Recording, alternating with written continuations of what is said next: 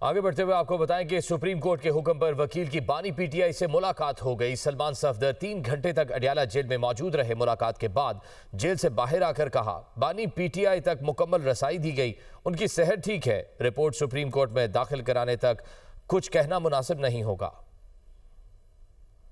Supreme court کی جانب سے فرینڈ آف دی کورٹ مقرر کیے جانے والے وکیل سلمان صفدر کی بانی پی ٹی آئی سے ملاقات۔ 3 گھنٹے طویل ملاقات میں صحت، کیسز اور قانونی معاملات سمیت مختلف امور پر تفصیلی بات چیت۔ عدالت عظمیٰ کے حکم پر ہونے والی ملاقات کے بعد میڈیا سے گفتگو میں سلمان صفدر نے کہا بانی پی ٹی آئی کی صحت ٹھیک ہے، بانی پی ٹی آئی تک پوری رسائی دی گئی، رپورٹ سپریم کورٹ میں داخل کرانے تک کچھ نہیں کہوں گا، دیکھ لیں میں 3 گھنٹے بعد باہر آیا ہوں۔ کل سپریم کورٹ آف پاکستان کے جو آرڈرز تھے ان پہ مکمل سر ملاقات ہوگی ہے سر؟ ملاقات ہو گئی ہے بالکل۔ کتنا دورانیہ رہا ہے؟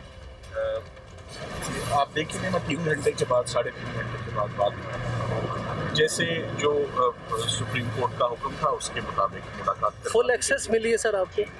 سیل تک گئے ہیں سر آپ؟ باقی آپ رپورٹ میں بتاؤں۔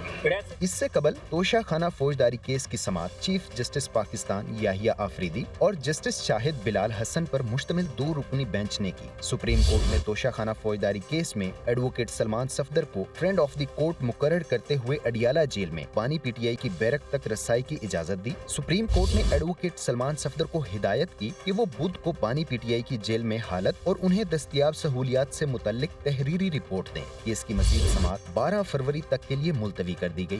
بانی پی ٹی آئی سے اس سے قبل 20 دسمبر کو توشہ خانہ 2 کیس فیصلے کے دوران 2 وکلا ارشد تبریز اور سلمان صفدر کی ملاقات ہوئی تھی۔